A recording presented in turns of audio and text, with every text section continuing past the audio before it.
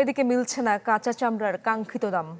আড়তদারদের দাবি, রপ্তানিতে ধস ও চামড়া প্রক্রিয়াজাতকরণের খরচ বাড়ায় সরকার নির্ধারিত মূল্যে কেনা সম্ভব হচ্ছে না। অন্যদিকে বিক্রেতাদের অভিযোগ, ব্যবসায়ীদের সিন্ডিকেটের কারণে ন্যায্য মূল্য পাওয়া যাচ্ছে না।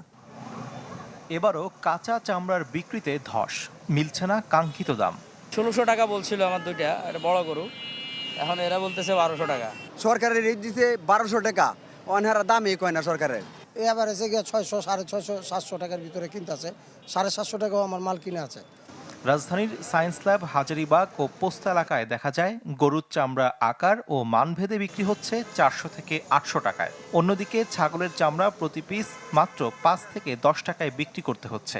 অভিযোগ রয়েছে, ব্যবসায়ীদের সিন্ডিকেটের কারণে ন্যায্য দাম মিলছে না পশুর চামড়ার। সে ১৫০০ টাকা না হয়ে এখন চামড়ার দাম হয়েছে ৪০০ থেকে ৫০০ টাকা। তো এখানে তো আমি কোনো পাইকার দেখতেছি না, আমি তো সম্পূর্ণ সিন্ডিকেট দেখতেছি। ক্রেতা মানে সবাই একজোট, তারা চিন্তা করছে আমরা যদি এখানে না কিনি, আর আমার তো সম্ভব না ভাই, আমার ৩০০ পিস চামড়া নিয়ে আপনার ট্যানার মোড়ে নিয়ে বিক্রি করা। আড়তদাররা বলছেন, রপ্তানিতে ধস নামায় ট্যানারিগুলোতে কম দামে বিক্রি করতে হচ্ছে চামড়া। অজুহাত দেন, প্রক্রিয়াজাতকরণের খরচ বৃদ্ধির জন্য কমেছে কাঁচা চামড়ার দাম। ওইখানেই আমাদের দাম কম দেয়। হাজারবাগ এলাকা ঠিক মতো টাকাও দেয় না, আমরা কি করব? পেমেন্টও পাই না, আমরা ১ বছরের টাকা আরেক বছরও লাগে, আমরা কি করবো? তারপর তো আমরা যান বাঁচাইতেছি। এই যে মালটা আস্তে আস্তে রাত্র হয়ে যায়, রাত্র হয়ে গেলে ওই মালটা আমাদের দাম থাকে না, এবং মালটা গরমের দিনে মালটা হেয়ারসিল হয়ে যায়, হেয়ারসিল পশমটা ঝরিয়ে যায়, বুঝছেন তো? মালটা আপনি ১০০-১৫০ টাকা কেউ বেচতে পারবে না।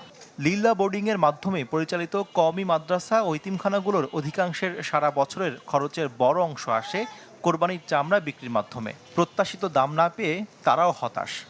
এত কম মূল্য, এর থেকে যদি আমরা ঈদের দিন মানুষের বাসায় কাজ করি তাহলে আরও বেশি টাকা পাওয়া যায়। যদি আমাদের চামড়ার দামটা যদি আমাদের বৃদ্ধি হইতো, তখন দেখা যাইতেছে যে আমাদের কম সময় মানুষের কাছে যাওয়া লাগতো।